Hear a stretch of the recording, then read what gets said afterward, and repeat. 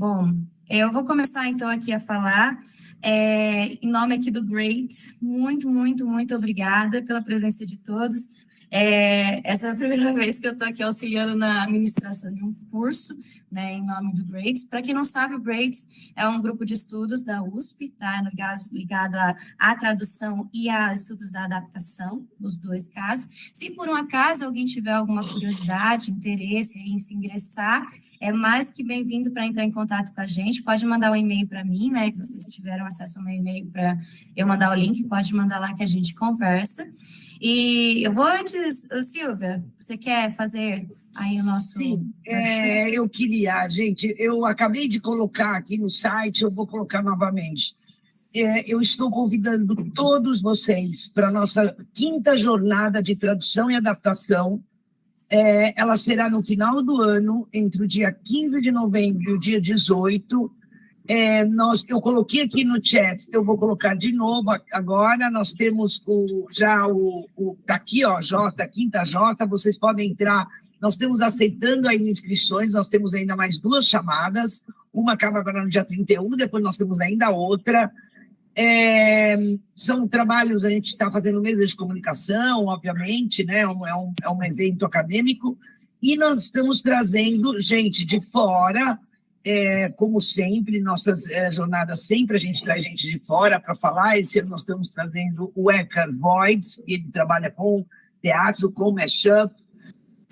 Nós estamos trazendo também a professora Regina Gambarato, que ela trabalha com transmídia, ela está vindo da Suécia. E aqui do Brasil, várias pessoas, nós vamos ter um dia praticamente discutindo HQ, Webtoons. Então nós vamos ter o Fido Neste, Marcelo da Salete, estamos trazendo o professor Selby Pecoraro da ECA para discutir com Érico Assis. Ele vai discutir a tradução do Lore Olympus, da Raquel Smith. Sorry. Temos também, né, o painel da professora Gabriela, que ela vai trazer também. Então, muitas discussões interessantes, vocês dão uma olhada lá. Outra coisa que eu quero contar para vocês é sobre o próximo webinar. O Great também organiza os webinars do CITRAT. O CITRAT é o Centro Interdepartamental de Tradução da FEFELESH. Só um pouquinho, Silvia, é importante mencionar que é graças a eles também que a gente está fazendo esse evento aqui, é uma parceria. Sim, é uma parceria com o CITRAT. O CITRAT é um departamento um organismo da USP, e ele promove cursos de extensão, como esse que a gente está fazendo, e a gente tem também os webinars, não é toda, mas são 2 sextas-feiras por mês, das 14 às 16, são veiculados pelo canal da FEFELESH, e eu também vou colocar aqui o próximo webinar, que é o lançamento de um livro, de uma tradução de um livro chinês, feito por 2 alunos da USP, uma é a Verena, inclusive ela está no curso, que a gente está dando pela manhã, e o outro, o professor Rodrigo. Vai ser muito legal. Bom, gente, é isso. Eu desejo para todos um ótimo curso. Vocês estão em ótimas mãos.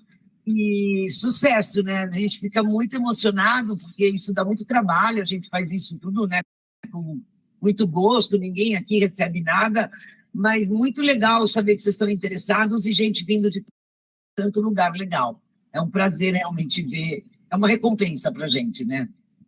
Então, tá, deixo vocês aqui com a Gabriela. Ok. Muito obrigada. Bom, antes de começar, né, assim, o professor John que está aqui na tela, que falaram aqui no chat, é o John Milton, professor do estudo da tradução. Tem fãs seus aqui no chat, tá, John? Não sei se você leu.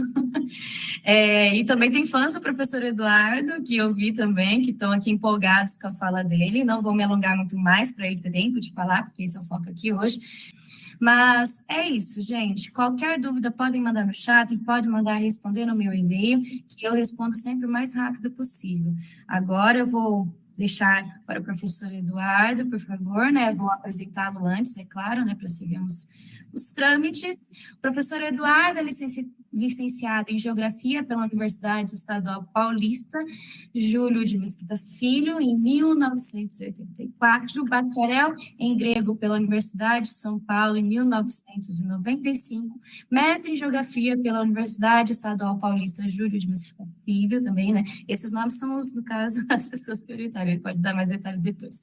1991, e doutor em Letras Clássicas pela Universidade de São Paulo, em 1995. Atualmente é professora associada da Faculdade de Filosofia, Letras e Ciências Humanas da USP, tendo experiência no ensino e na pesquisa do tupi antigo, da língua geral amazônica colonial, do Nhengatu, espero ter falado certo, e da literatura do Brasil colonial. É claro que, né, tem muito mais coisa nesse currículo, mas se eu ficar aqui lendo, né, eu vou ler o currículo inteiro, professor Eduardo, no tempo. E, claro, né, vou ressaltar aqui um detalhe importante, que ele foi parte da minha banca de qualificação do mestrado, então, uma grande honra, professor Eduardo. Muito obrigado. Muito boa noite a todos. É um grande prazer estar com vocês aqui, nesta comunicação, nesta palestra. Eu vou apresentar algumas informações prévias que vão ser fundamentais para vocês compreenderem o contexto em que o meu curso de tupi foi elaborado e também o contexto em que meu dicionário foi escrito, tá bem?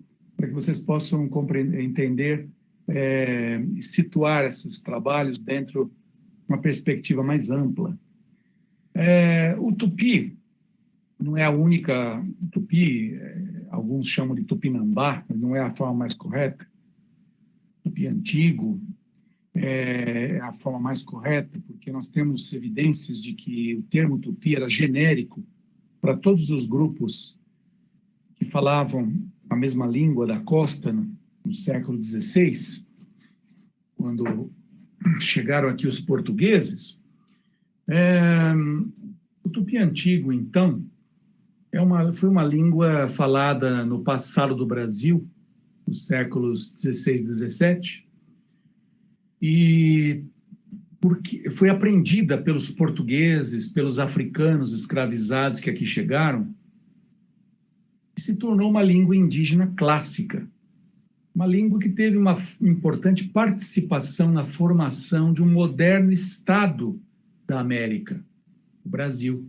Assim como outras línguas indígenas clássicas, nós temos o Quichua, falado ainda, né? Na Bolívia, no Peru, temos o Náhuatl, do México. Essas línguas participaram da formação de modernos estados do continente americano. Então, diferentemente de outras línguas, o tupi antigo, assim como o Nhengatu, língua geral paulista, língua geral amazônica, colonial, são línguas de uma grande importância histórica, línguas assim que são importantes para o Brasil como um todo, diferentemente de outras línguas indígenas ainda faladas, que têm uma importância somente local, regional, que não estiveram presentes na formação da literatura brasileira e na nomeação do território brasileiro em sua grande parte, né? Somente localmente.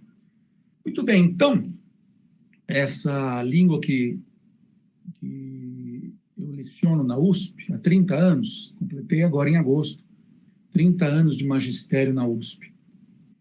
E essa língua, ela passou a ser chamada, né, tupi, no século XIX. Nós vamos ter, então, aí Gonçalves Dias escrevendo um dicionário de língua tupi. Nós vamos ter aí a inserção dessa língua em obras literárias. Mas o que acontece é que os documentos importantes, as gramáticas importantes, a gramática de Anchieta, gramática de Luiz Figueira, que era de Anchieta de 1595, a de Figueira 1621. São as duas gramáticas que chegaram até nós do período colonial brasileiro. Tá? O dicionário da língua, o vocabulário na língua brasílica, 1621 também, ele estava manuscrito, não estava nem publicado. Essas gramáticas existiam, mas eram raríssimas edições, raríssimas. Estavam algumas em Portugal, um volume em Portugal, um outro volume na Biblioteca Nacional no Rio de Janeiro. Então, vejam, era tudo muito difícil. O acesso a material dessa natureza era muito, muito difícil. O José de Alencar, para poder embasar, né, a sua obra, Guarani, ele estudou na Biblioteca Nacional, no Rio de Janeiro, numa única obra, uma gramática que havia lá do padre Luiz Figueira, e aprendeu alguma coisa para poder embasar o seu romance, os seus romances indianistas. Gonçalves Dias também contou com um material muito precário. E assim o tempo foi passando, pouca gente sabia a língua, muito pouca gente, tornou-se uma língua de conhecimento muito pequeno, muito restrito, e começando o século XX, 1901, o engenheiro baiano Teodoro Sampaio, ele publica um livro chamado Tupi na Geografia Nacional. Então vejam que a língua já estava sendo chamada de Tupi. Embora muitos tivessem dúvidas com relação às diferenças entre o Tupi e o Guarani. O Guarani é uma outra língua, irmã do Tupi, mas não constitui uma língua só. Não existe a língua Tupi-Guarani, existem línguas da família linguística Tupi-Guarani. São mais de 20, mas a língua Tupi-Guarani, como se muita gente imagina que exista, não existe, assim, uma única, né? São várias dessa família. Então, o Tupi antigo é uma língua, o Guarani é outra língua, o Guarani antigo é uma língua, o Guarani paraguaio falado hoje no Paraguai é uma outra língua. Então, precisamos balizar bem as diferenças que existem entre elas. Pois bem, então no ano de 1901, Teodoro Sampaio publica esse livro, que pode ser considerado mesmo a fundação da tupinologia. A tupinologia. Embora ele tivesse um conhecimento bastante assim precário dessa língua, não conhecia bem a diferença entre Tupi antigo, Guarani paraguaio, Guarani antigo, ele realmente misturava as coisas, né, no seu livro. Foi um início, até que chegamos aí ao ano de 1934, quando a Universidade de São Paulo foi fundada. A Universidade de São Paulo foi fundada, em grande medida, em resposta à humilhação sofrida pelo nosso Estado na Guerra Civil de 1932, chamada então por alguns de Revolução Constitucionalista. Na verdade, foi uma guerra civil, certo? E essa guerra civil vai levar à derrota do nosso Estado de São Paulo, que buscava principalmente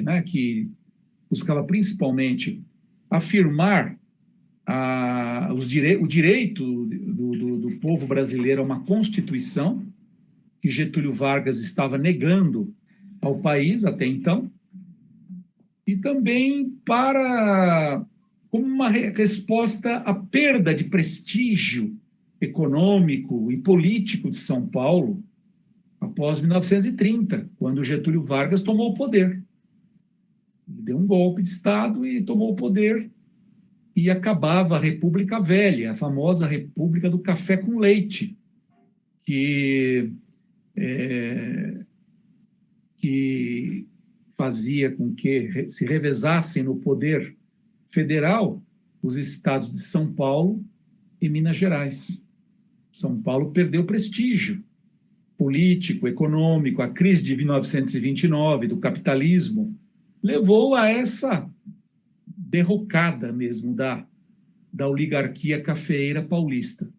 E isso vai produzir um sentimento de humilhação muito grande entre as elites paulistas. E em 1934, após a derrota de 32, a Universidade de São Paulo foi fundada como uma resposta a essa derrota em 32. E aí Getúlio Vargas também vai promulgar a Constituição de 34, e então esse foi o resultado da luta que se travou em 32, a chamada Revolução Constitucionalista. Houve, inclusive, quem pretendesse, naquele momento, separar São Paulo do Brasil. Por exemplo, uma das figuras mais eminentes nesse projeto aí de separação foi Monteiro Lobato. Outra figura foi a do historiador paulista Alfredo Elis. Houve, então, houve esse projeto, sim, mas foi um projeto que não vingou e nem teve realmente muita ressonância.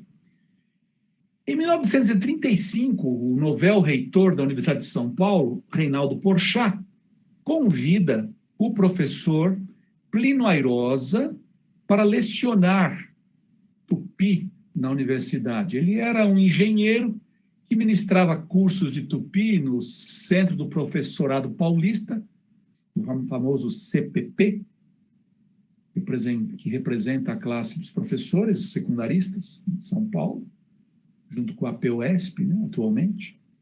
E então ele foi convidado a lecionar, e aí começou a história do tupi na Universidade Brasileira, 1935, um ano após a fundação da USP. Plínio Airosa também era outro que não sabia bem a diferença entre tupi e guarani, chamou a cadeira de de língua tupi-guarani, assim como o seu discípulo Carlos Drummond, não Carlos Drummond de Andrade, tá? É o Carlos Drummond da USP, que foi professor de tupi durante mais de 40 anos. Ele também não sabia bem a diferença entre as duas línguas. E assim o tempo foi passando e o tupi não foi bem ensinado, não. As pessoas que tiveram um conhecimento maior, os professores de melhor qualidade, foram Maria de Lourdes de Paula Martins. Ela esteve na cadeira durante algum tempo, mas ela foi alijada praticamente da cadeira de língua tupi-guarani da USP, foi alijada, foi terminar o seu trabalho no Museu Paulista, e aí ela tinha um conhecimento melhor, tinha realmente um maior envolvimento com o tupi antigo, conhecia razoavelmente bem a língua, mas ela não ficou na USP. Então, nós tivemos um ensino precário durante muitas décadas. Infelizmente, é o que se tem de dizer.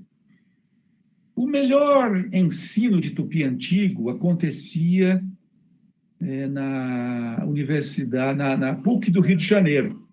A PUC do Rio de Janeiro, com o padre Lemos Barbosa. O padre Lemos Barbosa foi autor de uma gramática, chamado Curso de Tupi Antigo. Esse foi um grande tupinista.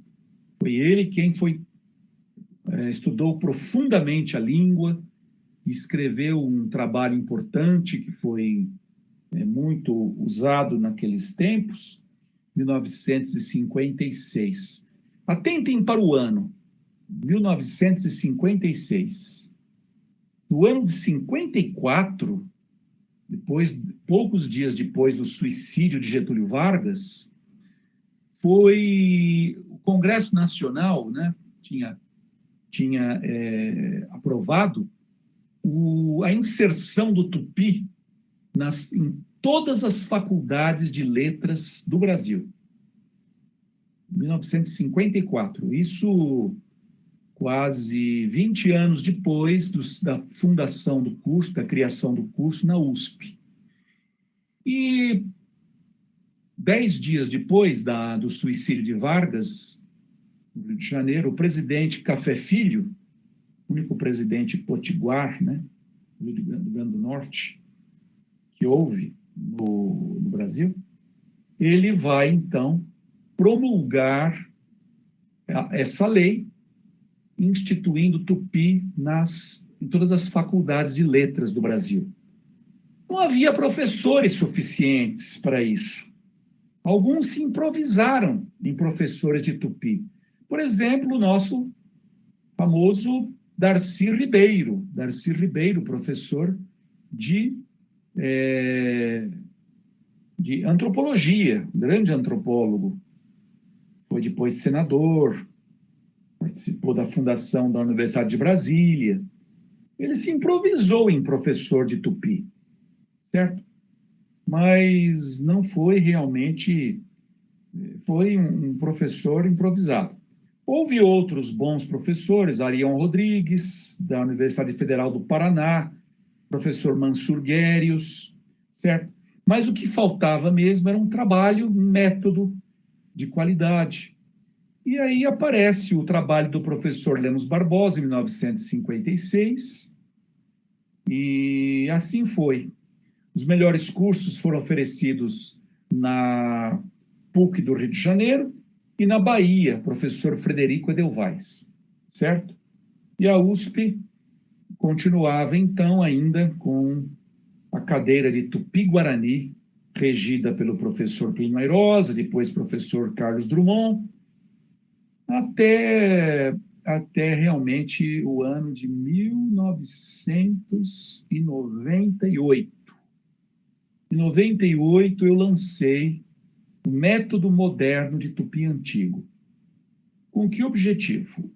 A gramática, o curso do Padre Lemos Barbosa era um curso, assim, bom, muito bom, mas de pedagogia realmente ultrapassada, a didática dele era superada, era necessário uma coisa realmente, algo mais moderno e que pudesse inserir as contribuições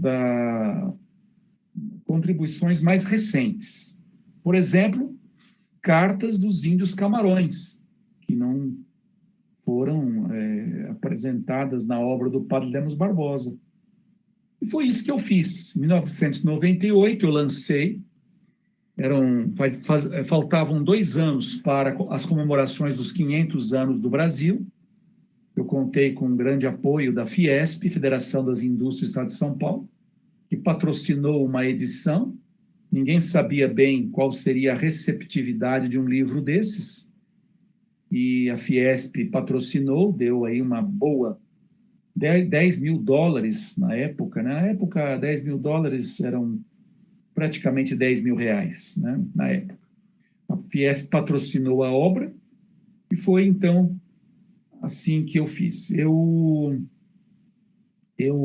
preparei, então, textos iniciais de minha lavra, de minha autoria.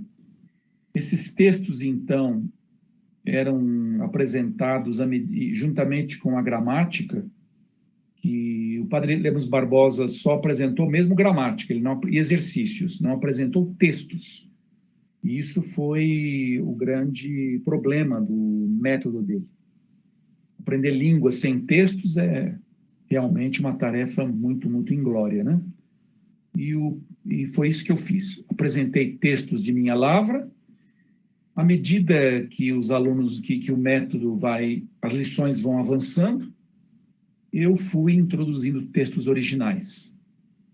Textos originais de autoria dos viajantes franceses, Jean Delery, Claude d'Abbeville, de autoria de autores de autores do século XVI, do século XVI, XVII, né? Fui apresentando textos que estavam aí nos catecismos, no Catecismo da Língua Brasílica. Padre Antônio de Araújo publicou um catecismo em 1618. Eu usei esse catecismo, apresentei trechos dele no meu trabalho. Eu tomei, então, textos da obra dos holandeses, as cartas dos índios Camarões, que estão na Holanda. Eu apresentei também como um dos textos, uma carta que foi traduzida em 1998. As outras foram publicadas todas em 2021. Vocês devem ter acompanhado isso. Então, foi assim que eu fui construindo o meu método moderno de Tupi Antigo, com textos originais e textos não originais no começo, né, para poder permitir aos iniciantes uma aprendizagem da língua de forma paulatina. Fui introduzindo exercícios bastante didáticos, inclusive questionários em língua tupi. Questionários em língua tupi foram sendo introduzidos paulatinamente, exercícios cada vez mais dinâmicos, né, que permitiam a aprendizagem da língua. A primeira edição de 98 contou com um gabarito, inclusive, a pessoa fazia os exercícios e tinha os gabaritos no final. Isso hoje nós já eliminamos, porque isso levava a um número excessivo de páginas, né? O livro foi publicado em 2 edições pela editora Vozes de Petrópolis, em 1998 e 99, e depois passou a ser publicado pela editora Global de São Paulo. A editora Global é uma editora que tem 50 anos de existência e que publica... A Vozes tem mais de 100 anos, mas a Global tem 50 anos. E publica obras de autores assim, muito importantes da literatura brasileira, da antropologia, como Gilberto Freire, publica as obras de Cecília Meirelles, publica as obras de Câmara Cascudo, e obras no campo da antropologia, da história e da literatura também. Tem os direitos autorais, né, da Cecília Meirelles, se não me engano, também da obra de Carlos Drummond de Andrade. Então, há uma série de autores aí que são publicados pela editora Global de São Paulo. Uma editora, então, que tem uma presença muito importante na seara da cultura brasileira. Então, foi para essa editora que eu me dirigi, fui aceito realmente com fui recebido de braços abertos pela editora Global, e desde então eu tenho publicado pela Global, isso já há quase 20 anos, que tem lançado diversas reimpressões do meu livro, e mesmo neste ano de 2023 saiu uma reimpressão, 2023 já corrigida e aperfeiçoada, né? Pois bem, então o livro foi sendo construído com textos originais, de origem portuguesa, de origem francesa, de origem alemã, né? E de origem alemã eu posso citar Hans Staden, e também de origem holandesa. Textos que estão lá na Biblioteca Nacional de Haia, na Holanda. O curso, então, hoje está já em sua 8ª reimpressão, desde a editora Vozes até agora, e tem sido lançado assim, para 2, 3 anos, certo? Desde então. O que aconteceu nesse ínterim foi o surgimento de um projeto de recuperação do tupi antigo por comunidades indígenas.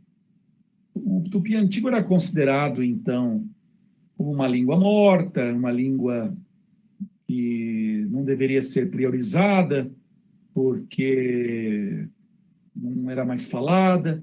Mas, a partir de 2001, houve a reinserção do tupi antigo, houve a inserção do tupi antigo na grade curricular de escolas indígenas da Paraíba.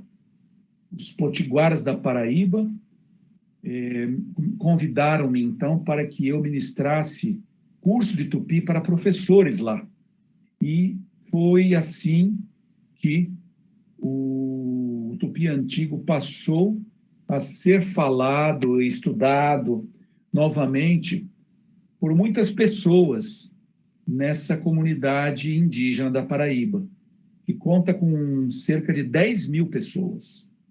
Não é? Então, os potiguaras são os únicos índios da costa do Brasil que nunca deixaram seu território.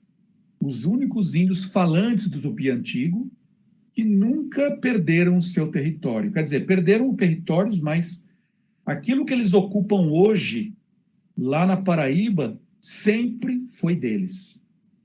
Isso fica no município de Baía da Traição, no município de Rio Tinto e no município paraibano de Marcação. São 3 municípios que vão, pelos quais a reserva potiguara vai se estender.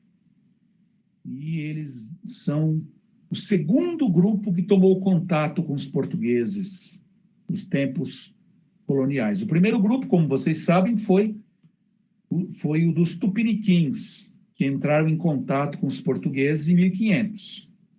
E com esse grupo que os marinheiros de Cabral se avistaram em 1500. E depois com os potiguaras. Os potiguaras ficaram grandes amigos dos traficantes franceses de pau-brasil, e eles eram falantes autênticos, legítimos falantes da língua da costa, do tupi antigo da costa, também conhecida como língua brasílica.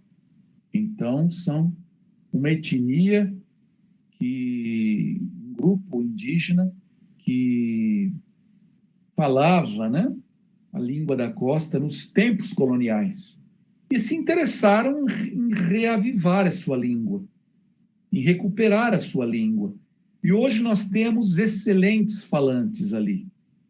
E tudo isso se consorciou à publicação do meu método de tupi antigo. Quer dizer, esse método tem sido usado na USP e tem sido usado nas comunidades potiguaras da Paraíba. E para elas eu tenho também produzido materiais diversos para o ensino das escolas que eles mantêm ali na sua reserva, né? Muito bem, então isso tem uma importância muito grande. Nosso próximo projeto será o de criar um curso de 4 anos de língua tupi na Universidade Estadual da Paraíba. Para isso, eu vou contar com os professores excelentes que já existem lá, alguns professores de excelente nível que estão atualmente trabalhando lá. Não vou citar o nome de nenhum deles para não cometer uma injustiça, porque são vários. E tudo isso tem levado, então, gradativamente, né, ao reavivamento da língua. Muitos já são capazes de falar e de escrever na língua. Isso realmente é uma grande alegria para mim. Pois bem, esse foi o primeiro trabalho, então, que foi lançado em 1998, que vai fortalecer o ensino do tupi antigo na USP. partir daí, desde 1993, que eu trabalho na Universidade de São Paulo, a partir de 98, os alunos puderam contar com esse material que tem sido usado assim, tem sido usado, então, sistematicamente no Ministério de meus cursos na USP. Agora, a partir de 2013, então, os alunos puderam contar com outro material muito importante, com o meu dicionário de Tupi Antigo. Vejam, esse dicionário teve uma grande importância, sua publicação. Por quê? Porque foi algo absolutamente indispensável. Nós não tínhamos nenhum dicionário de Tupi Antigo até então. Tínhamos vocabulários.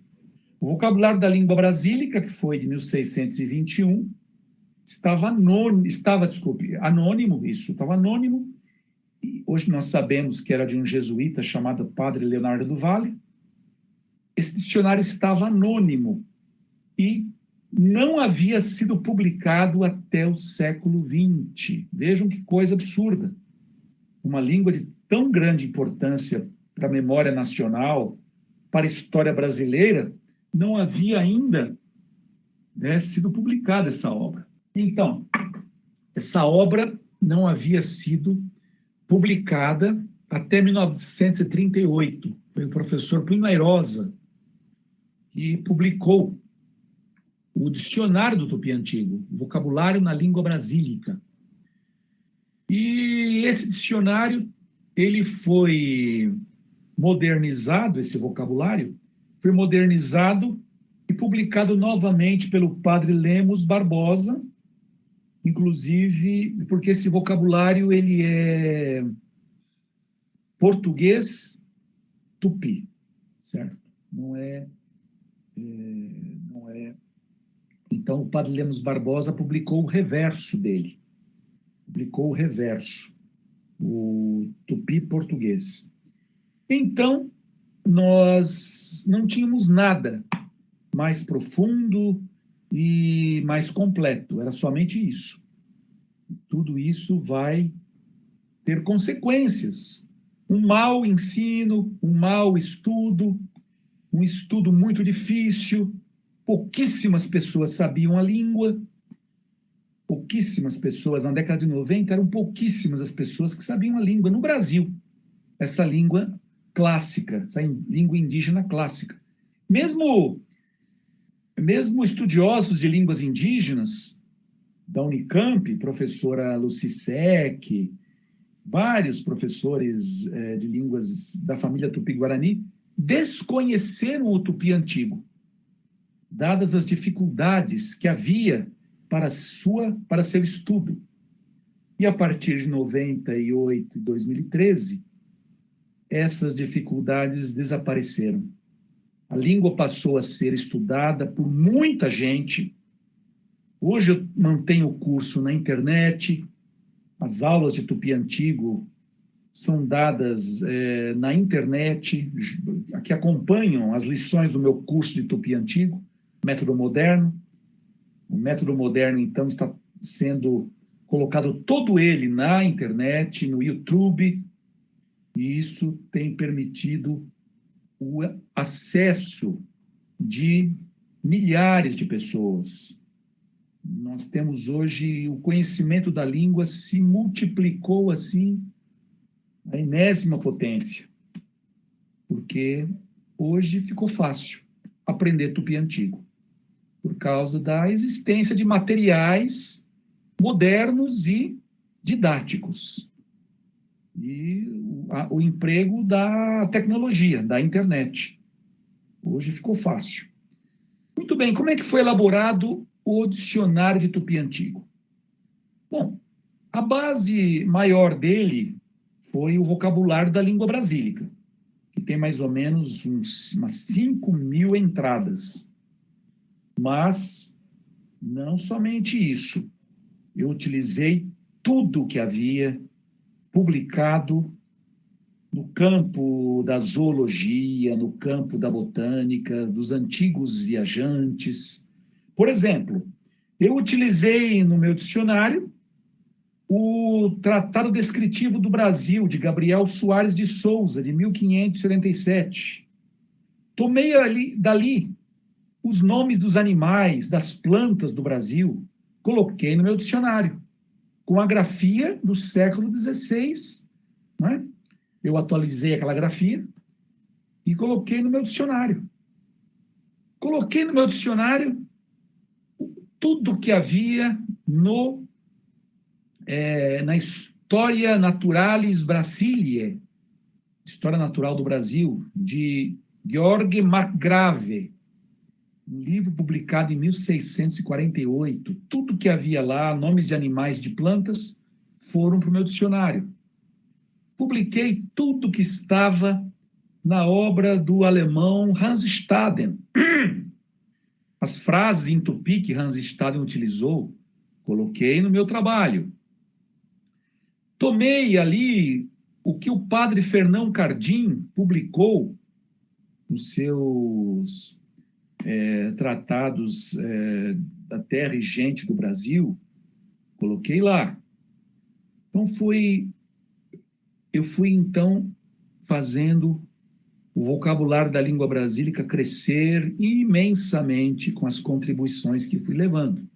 Coloquei ali tudo o que Claude d'Abbeville escreveu, o discurso que um índio fez diante da corte francesa, no Palácio do Louvre. Hoje é um museu, mas naquela época era o Palácio da Nobreza Francesa. 613, desculpe. Claude d'Abbeville conta, então, a história dos índios que foram levados para a França pelos franceses que tinham invadido a Baía da Guanabara, que tinham invadido o Maranhão, e fizeram um discurso diante da corte francesa. O discurso todo foi colocado no meu dicionário, lógico, as frases separadamente, né? Que vão então, exemplificar o emprego dos termos. Então, um termo que aparece no discurso, uma palavra que aparece ali, eu coloco no dicionário e dou o exemplo de emprego dessa palavra utilizando o discurso de Claude d'Abbeville. Usei o colóquio de chegada à terra do Brasil, do Jean Delery, um francês que esteve aqui na época da invasão da Guanabara, em 1555. Ele publica um livro na França chamado História de uma Viagem Feita à Terra do Brasil. Tudo que ele colocou ali em tupi apareceu no meu dicionário. Então, fui enriquecendo o dicionário imensamente com essas contribuições. Tudo que aparece na gramática de Luiz Figueira, 1621, foi para o dicionário. Tudo que aparece na obra de Anchieta. Então, o dicionário reuniu praticamente tudo o que foi escrito em tupi antigo. E, com a tradução das cartas dos índios Camarões, levada a efeito aí no ano de 1621, publicada pelo Museu Gueldi de Belém do Pará, eu completei realmente essas contribuições e fiz na última edição do meu dicionário, na última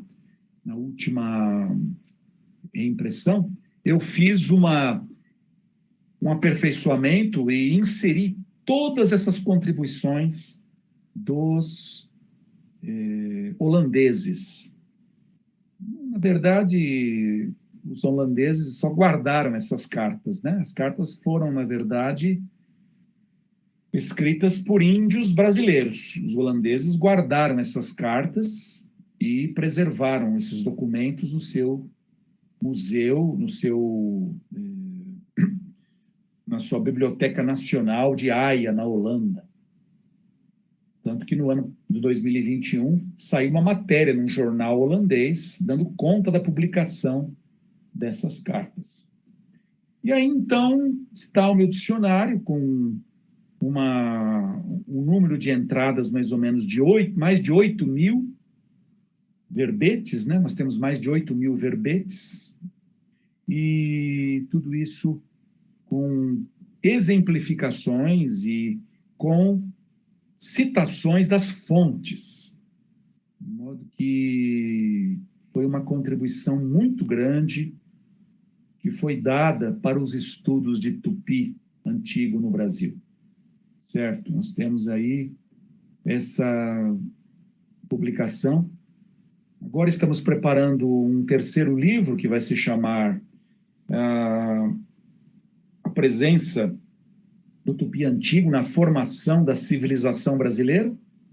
Aí eu vou juntar textos que publiquei ao longo desses meus 30 anos na USP, mas esses 2 livros que eu mencionei, Método Moderno Tupi Antigo, Dicionário de Tupi Antigo, são hoje a base para quem quer estudar essa língua e permite que ela seja, como disse para vocês, aprendida com muita facilidade, o que não era possível até os anos 90. Era um estudo difícil, um estudo árduo, e que não contava com materiais realmente adequados e de fácil acesso. Era muito difícil, de modo que o número de pessoas que conhecia essa língua até então era muito pequeno. E hoje, por conta desse trabalho todo, nós temos aí hoje um grande número de pessoas que já conhecem a língua, e eu fico impressionado de ver, né, o número crescer cada dia mais e haver realmente contribuições maravilhosas aí por parte de muitos conhecedores da língua, gente que está aí publicando, que está aí traduzindo. É realmente muito alentador ver tudo isso acontecer. Muito bem, então, eu não sei até que hora terei para falar, até 8h30, não é isso, Gabriela? Professor, assim, se você puder só uns 20 minutinhos, quer dizer, uns 10 minutinhos antes das 8h30, porque caso alguém tenha alguma pergunta, pode mandar no chat, pode ser? Tudo bem, pode ser. Então, gente, se alguém tiver alguma pergunta em meio a toda a fala do professor, nos últimos 10 minutinhos eu faço um compilado e daí ele responde, beleza? Muito bem, então eu vou mostrar, eu vou realmente mostrar nesses últimos minutos o que tem sido feito agora em termos de reavivamento da língua, tá bem? E utilização desses materiais. Vejam, nós podemos talvez duvidar, né, de que uma língua indígena uma língua indígena morta, uma língua indígena clássica possa voltar a ser falada, mas não podemos esquecer de uma experiência histórica que foi muito, muito importante no século XX, de uma língua clássica da humanidade, né, que foi o hebraico. A língua hebraica, a língua da Bíblia, tinha morrido ainda nos tempos apostólicos. O hebraico deixou de ser falado quando houve a dispersão dos judeus, quando o imperador Tito, né, produziu a diáspora dos judeus. O hebraico deixou de ser falado. E, a partir do século XIX, houve o retorno de colonos judeus para a Palestina, estabelecendo colônias ali na Palestina, e lentamente foram surgindo falantes da língua. Um importante pioneiro, que foi Eliezer Ben Yehuda, passou a falar hebraico com seu bebê. Ele foi o filho de Eliezer Ben Yehuda, foi o primeiro neofalante da língua, nos tempos modernos, falando o hebraico como língua materna. Vejam só.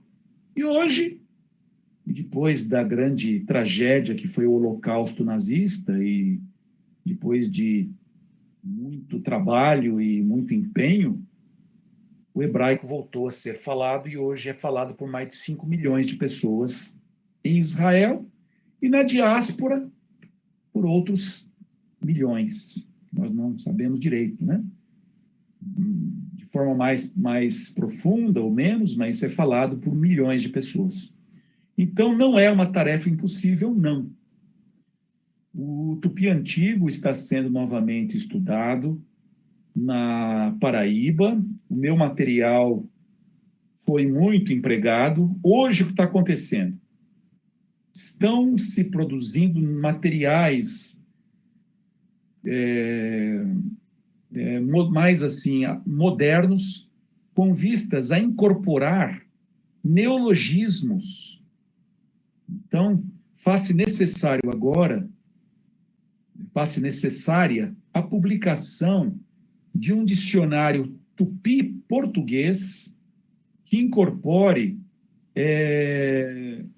neologismos, nomes que vão dar conta das modernas tecnologias, nomes... Depois eu respondo as perguntas que estão fazendo aí, tá bem? Peço que vocês me mandem as perguntas novamente. Neologismos, como é que nós vamos traduzir para o tupi antigo televisão? Como é que vamos traduzir computador? Como é que vamos traduzir os ônibus, automóvel? Essas coisas todas que se fazem necessárias, né? Para que a língua seja novamente falada. Isso aqui vai ser uma tarefa para os próximos anos. Um dicionário de tupi, português, incorporando esses neologismos. Isso eu vou fazer. Faz necessário também que haja, né, a redação de métodos com ênfase mesmo na língua falada. Que aquilo que eu ensino na internet, no YouTube, é com base na língua dos viajantes, dos cronistas, dos missionários. É o tupi clássico. Mas, para quem quer falar a língua, é necessário um estudo um pouco diferente.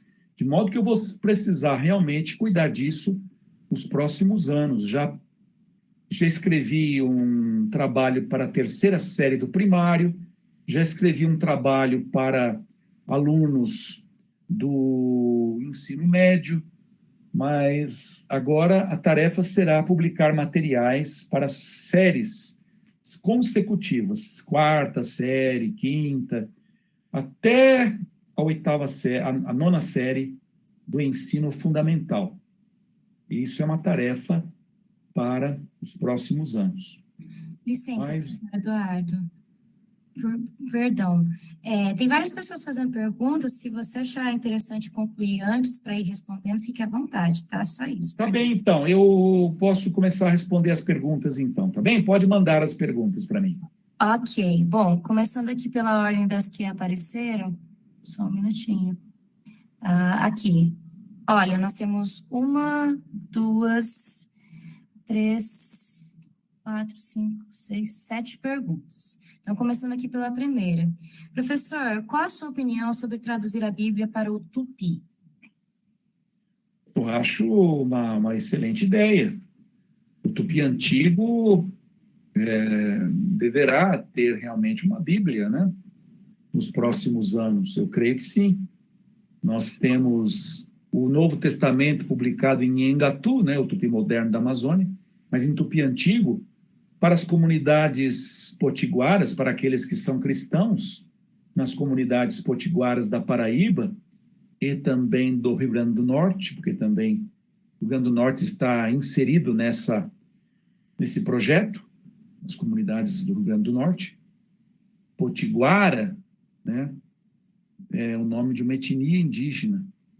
E Potiguar é quem nasce no Rio Grande do Norte. Por quê? Porque a costa do Rio Grande do Norte era habitada por esses índios que são tradicionais na história do Brasil. Eu acho muito importante, porque nós temos um grande número de pessoas, de cristãos, né? Católicos, protestantes, que gostariam de ler a Bíblia na sua língua, né? Seria muito, muito bom. Isso é uma tarefa para as próximas gerações. Eu imagino que talvez... Perdão. Oi?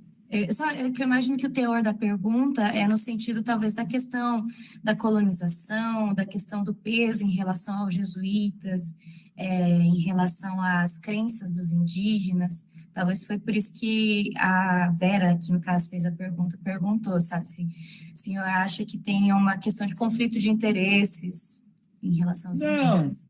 Acho que não. Acho que traduzir a Bíblia para uma língua indígena... Vejam só, a maior parte dos índios do Brasil são cristãos. Os índios do Brasil, em sua grande parte, a sua maioria, né, constituída, os índios do Brasil são, em sua maioria, cristãos.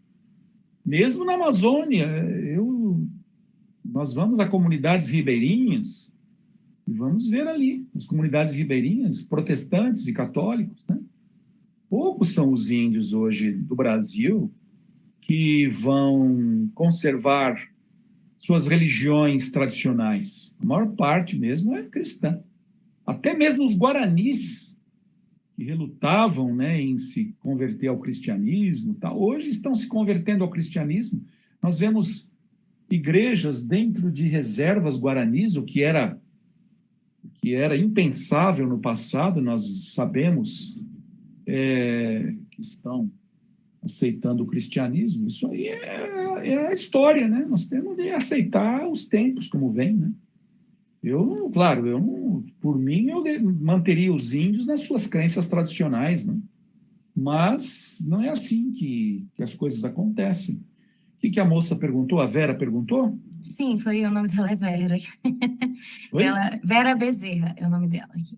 Ela perguntou, agora eu não consegui... Não, ela tinha perguntado só isso. Não sei se... ela mandou aqui. Obrigada, Gabriela. Pois não sabia que os indígenas são cristãos. É isso mesmo? Então, né, foi o que o professor acabou de dizer. Parece que a grande maioria dos indígenas, pelo menos creio que os brasileiros, né, não sei em geral, são cristãos. É isso, professor?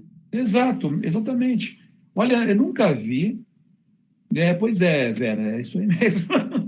Eu nunca vi tanto interesse, né, que existe, como existe nas igrejas protestantes, em converter índios. É uma coisa impressionante. O empenho que eles têm na conversão dos índios.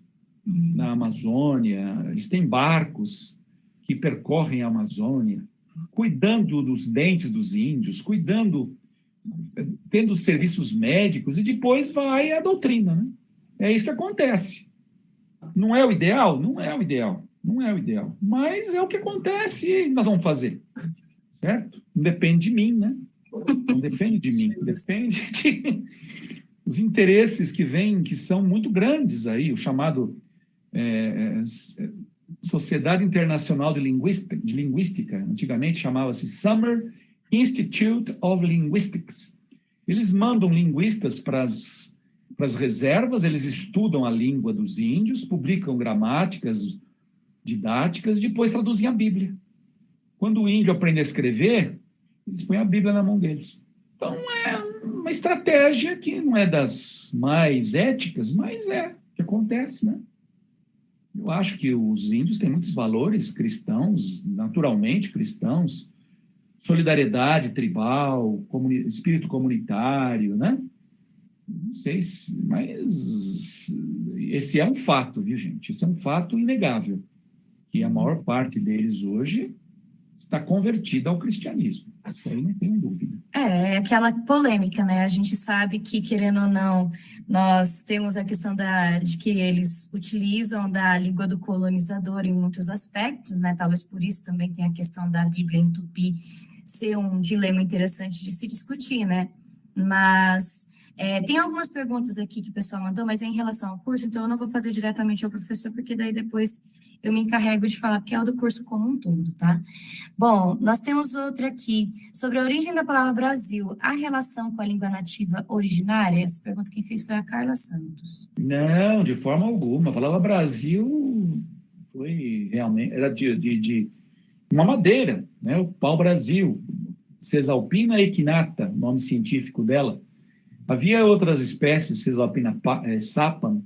Essa madeira era explorada na África, na Ásia, ela era utilizada na tinturaria, já na Idade Média, quando o Brasil foi descoberto pelos portugueses, certo? Essa madeira estava aqui presente, sua espécie Cesalpina equinata foi explorada, e agora é interessante observar uma coisa, o nome brasileiro, podem observar, em língua portuguesa não há nenhum gentílico, quer dizer, nome de nacionalidade, de etnia, que termina em eiro. Eiro é sufixo para formar nome de profissão, certo? Açougueiro, cabeleireiro, costureiro. Agora, nome de nacionalidade, não. Podem ver, em português não há nenhuma nacionalidade, além de brasileiro, que termina em eiro. Nenhuma. De modo que Varnhagen disse que isso aí, brasileiro, era o nome dos que exploravam o pau-brasil. Era nome de profissão, de exploradores de madeira. E isso tem a ver com aquela expressão, sem eira nem beira? Ou nada a ver? Não. Nada a ver. Bom, só para saber, né, vai aqui. Tem outra aqui, sobre a origem da palavra... Ah, não, perdão, a outra. A que se deve, segundo suas vivências, o tupi não estar hoje em todos os cursos de letras no Brasil? Há professoras e professores indígenas na docência na USP? São duas perguntas do Raí Ferraz. É uma boa pergunta essa. A questão é que houve muito preconceito contra o tupi antigo, certo? Houve muito preconceito. Isso nos anos 90. Né?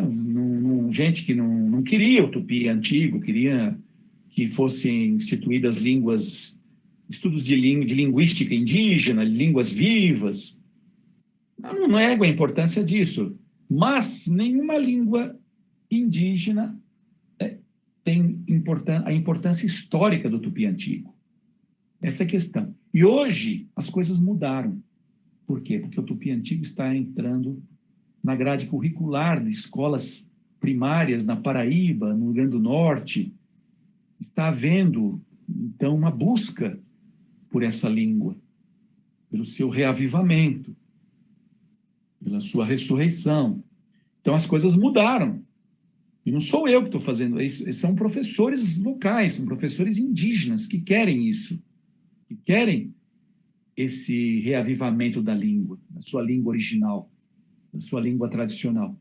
Então é por isso que o tupi não está mais presente. Agora, em 1954, quando Getúlio, logo depois da morte de Getúlio, a língua entrou em muitas cadeiras, mas não foi bem estudado, não. A língua não foi bem estudada, não. Certo? Poderia hoje ser bem estudada em outras cadeiras universitárias. Isso é questão de tempo. Eu acredito que vai haver novas cadeiras em outras universidades brasileiras nos próximos anos ou nas próximas décadas. É uma questão de tempo mesmo. E o senhor tem conhecimento de professores ou professoras indígenas em geral, em docências, tanto na USP, até mesmo em outras instituições, que, né, querendo ou não, infelizmente, parece ainda ser uma coisa ou rara ou pouco divulgada, né? Não sei. Professores indígenas na USP? Em geral. Pode ser na USP também. Professores indígenas de Tupi, você diz? Eu creio que é só pela representação indígena mesmo, não precisa ser necessariamente da letras ligada ao Tupi, né? Eu creio que a pessoa em geral. Sim, existem professores, principalmente na Paraíba, né? Professores indígenas de Tupi antigo. Isso, sim, sem dúvida alguma. Tem alguém aqui falando que tem na psicologia, creio que é na USP. Na psicologia? Professor, assim, na psicologia existe que se autodeterminou indígena, né? Isso sim. Agora, Não sei realmente. É que Sei tem também realmente. essa pauta, né, professor, das pessoas, da representação da pessoa se autodeterminar, né, que é interessante a gente mencionar também, porque tem muita gente que tem a crença de que indígena é só aquele que nasce e mora na tribo, né, tem essas distinções. Existe isso, e veja só o problema. Veja só o problema que isso tem, embutido aí. Primeiro, afirmar-se indígena, isso pode acontecer quando a pessoa tem boa fé ou má fé. Sabem? Nós temos 70 milhões de brasileiros que têm ascendência indígena. Eu posso afirmar-me indígena de boa fé, porque realmente eu amo a cultura indígena, que quero realmente afirmar minha identidade, minhas raízes, isso sim. Agora, posso afirmar também que sou índio para obter uma bolsa de estudos, né? Isso aí está acontecendo muito também. Posso afirmar para entrar por cotas em condições facilitadas nas universidades, né? Isso também acontece, gente de má fé, isso está realmente acontecendo. Para ser, Infelizmente, o né? que a lei determina? O que a lei determina? A lei determina que índio indígena é quem tem ascendência indígena. Bom, 70 milhões de brasileiros têm ascendência indígena. Quem se define enquanto tal, bom, aí então é muito fácil, né? Qualquer um pode se afirmar indígena, né? Nesse caso. Infelizmente E ainda é quem meio turvo, né? é aceito por uma comunidade indígena. Agora saibam de uma coisa, viu? Isso é escandaloso o que eu vou dizer. Existem grupos indígenas que estão cobrando, inclusive, para dar atestados de pertencimento ao grupo. Viu? Os guaranis fazem isso. Os guaranis me disseram que isso está acontecendo, estão cobrando para quem quiser. Quem quiser pertencer à comunidade deles, eles dão um atestado. E aí, com isso, a pessoa obtém aí o ingresso numa universidade por cotas, né? E isso é realmente o que está acontecendo. Então, nós precisamos tomar cuidado com isso. O vestibular da USP, a FUVEST, determinou o quê? O critério para ingresso por cotas no vestibular vai ser fenotipia, ou seja, um rosto indígena, né, marcante. Tem de haver fenotipia. Quem quer entrar por cotas por ser afrodescendente tem de ter um rosto, né, um rosto africano ou que vá condizer com aquilo que nós imaginamos, né, de um rosto afrodescendente. Tanto que estão convidando para fazer parte das bancas de seleção membros dos movimentos negros, tá? Movimentos negros. Agora, no caso dos indígenas, ainda está muito vago isso na USP. É necessário que se formem realmente bancas para seleção na pós-graduação, para que não entrem rostos europeus que se afirmam indígenas, certo? O que vai mudar a USP? A USP sempre foi elitista, europeia, branca. Se eu pego um branco loiro que se afirma indígena, que pagou aí para os guaranis darem um atestado para ele, certo? Qual vai ser a mudança que vai haver? Nenhuma. Não vamos ter nenhuma mudança, não vamos ter nenhuma conquista aí. A USP precisa de rostos escuros, de rostos indígenas, de rostos autenticamente afrodescendentes, para mudar a universidade, né? Não continuar a mesma coisa. É isso que eu penso, tá? Eu concordo 100%, professor. A representatividade, ela precisa ser vista, né? Precisa ser não vista, ficar no papel, exatamente. Né? Fenotipia, tem de ter rosto indígena, rosto africano. Senão, minha gente, nós vamos cair numa tremenda de uma vigarice, sabe? Que já está acontecendo. Eu já conheço gente que não tem fenotipia indígena nenhuma, gente loira, que vai dar palestra, sabe o que eles fazem? Eles têm de se pintar, têm de se enfeitar, colocar penas, porque não tem cara de índio, né? Então, quem que vai acreditar? 70 milhões de brasileiros têm ascendência indígena, tá bem? Triste. Vocês vão encontrar muita gente, certo? É muito grave isso aí, que está realmente acontecendo, viu? É isso aí. Mais perguntas, Gabriela? Sim, temos mais algumas, mas está Pode acabando. fazer. A Andrea pediu, né? Por gentileza, quais seriam as melhores referências bibliográficas para entender a história do Tupi antigo? Assim, já fazendo um jabá, né? Porque eu tenho os livros que o professor mencionou. Não sei se vai dar para focar, ó, nós temos aqui um dos que ele mencionou. História do Tupi antigo. Eu não sei quem perguntou isso, mas eu vou dizer Andrea. o seguinte, ó. Andrea, pega na internet, ó, é um livro da minha autoria e de mais um aluno chamado Edgar Tessuto, Breve História da Língua Tupi, tá bom? Lá você tem toda essa história contada assim de forma bem simples e procura na internet, Breve História da Língua Tupi. Se você não encontrar, pode me escrever, tá bom? Eduardo Olha, Navarro, eu atesto que é bem didático. .br, tá bom? Tem vários Isso sites, aí. tá, gente? Para quem tiver interesse. O John Milton, né, ele fez um comentário interessante que ele pontuou aqui, né? Interessante a situação da língua hebraica, teve de fazer muitos neologismos quando foi revivida em 1948. Aí só seguir aqui. Sim, o Guilherme Sacaro, eu não sei se é Sacaro ou Sacaro, perdão.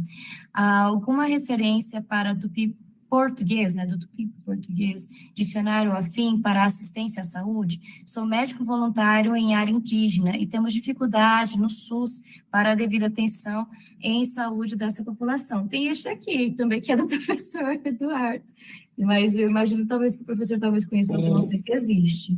O Guilherme, assistência, está pensando em índios que falam Nhengatu? Nhengatu é o Tupi moderno. O Tupi tem 3 fases. O antigo, que está sendo estudado hoje na Paraíba, no Rio Grande do Norte. O Tupi médio, que é a língua geral paulista, a língua geral amazônica. E o Tupi moderno, que é o Nhengatu, que recebe esse nome desde o século XIX. Se você quiser de Tupi moderno, você tem o dicionário do Marcel Ávila, que é o melhor dicionário que existe. Mas ele não está publicado ainda não, viu? Mas você tem na internet, você pode utilizá-lo, se você quer realmente obter, assim, palavras para os seus pacientes, isso aí já aparece sim, tá bom? Certo. Deixa eu ver aqui. Gente, que esse chat está bombando. Vocês são arraso, gente. Deixa eu ver aqui. Tá. Eu creio, o restante aqui é comentário e daí os outros ali que eu vou responder. Gente, só sobre a lista de presença, entre outras coisas que aconteceram em meio à fala do professor, e nunca que eu iria interromper, né? Não vai ter lista de presença, eu sei que no começo da aula eu falei, mas acabou que não vai tendo, porque nós tivemos um problema em relação a conseguir, infelizmente, colocar todos aqui. Esta fala estará disponível no YouTube do Great, tá? Todas as outras aulas vai ter lista de presença normalmente, a gente vai resolver esse problema. Mas esta de hoje não, porque, né, infelizmente, algumas pessoas foram impossibilitadas por um erro técnico, e daí não é culpa delas, não vou prejudicá-los por isso. Teve algumas pessoas aqui, né, que falaram sobre a questão de ter outras pessoas para vir falar aqui que são, né, indígenas, para também, né, a gente ter a possibilidade de ouvi-las, né, porque nós estamos falando de indígenas, né, e querendo ou não, até onde eu sei, o professor Eduardo não é indígena, não sei. Não sou, não. Não tenho cara de índio. Eu vou perguntar, vai que você pegou um atestado. Mas eu amo os índios, sem dúvida alguma. Justo. Bom, enfim, pessoal, nós, neste curso, nós vamos ter a fala do professor Eduardo, a minha fala, que também sou uma grande amante dos indígenas. Eu concluí o meu mestrado em dezembro do ano passado, em relação à tradução cultural indígena. Eu vou falar mais sobre esse tema em específico no nosso próximo encontro na sexta-feira, tá? Em tese, eu não sou indígena, porque, né, eu não morei nem fui criada numa tribo indígena, mas, né, eu sei comprovadamente que eu tenho uma ascendência indígena. A avó da minha avó era indígena, isso tem documentação e tudo. Infelizmente, não sei muito bem quem ela é, porque ela tem um nome 100% cristão. Ela é Maria de Jesus das Graças. Esse é o nome que está no cartório lá em Jaú. Eu ainda vou tentar correr atrás para descobrir se eu descubro pelo menos qual é, porque nós temos tantas tribos indígenas nesse Brasil, né?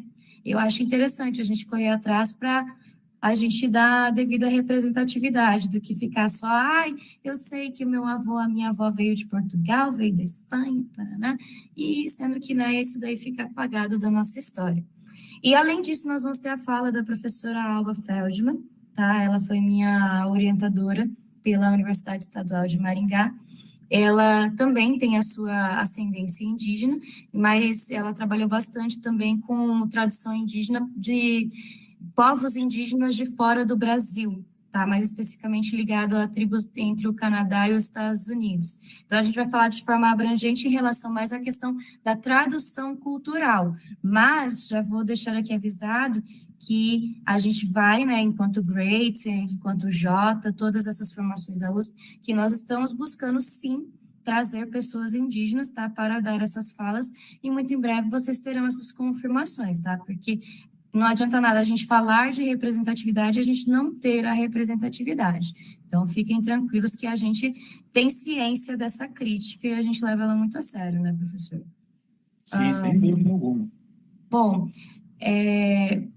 a Vera perguntou qual o outro nome do tupi antigo. Tem outro nome? Acho que que você falou, acho que um outro termo, uma outra língua. Era chamado no passado colonial do Brasil de língua brasílica, tá?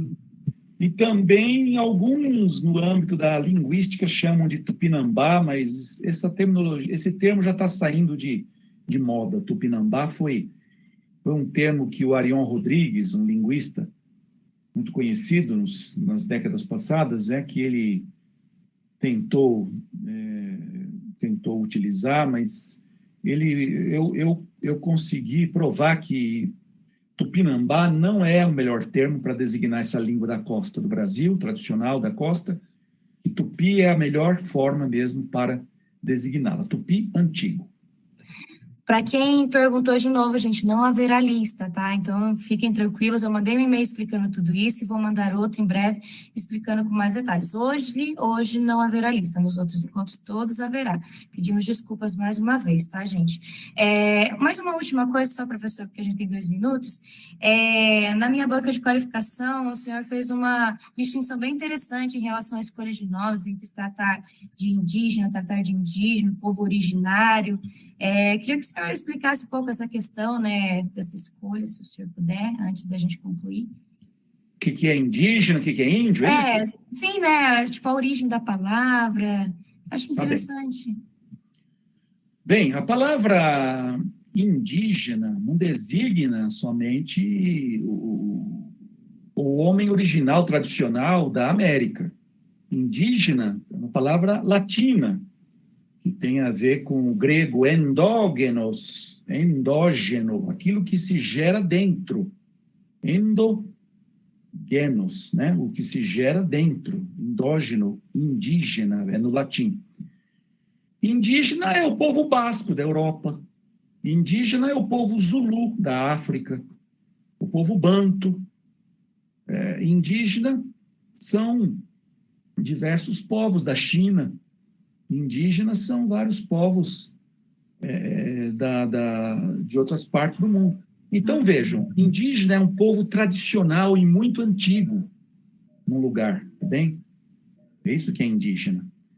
Mas não necessariamente é a mesma coisa que índio. A palavra índio tem sido, nos últimos tempos, né, somente na América Espanhola, tem sido mal vista. Porque essa palavra ela tem uma carga de muito preconceito. Não acredito que seja assim, não. Não acredito. O melhor termo para se utilizar, para se referir ao homem da América, que também não é da América, os índios da América vieram da Ásia, né? E os homens da Ásia vieram da África. Foi na África que o Homo sapiens surgiu. Foi da África que o Homo sapiens se dispersou pelo mundo, certo? Então, nós sabemos também que existem paleo-índios no Brasil que não são de origem asiática, são de origem africana.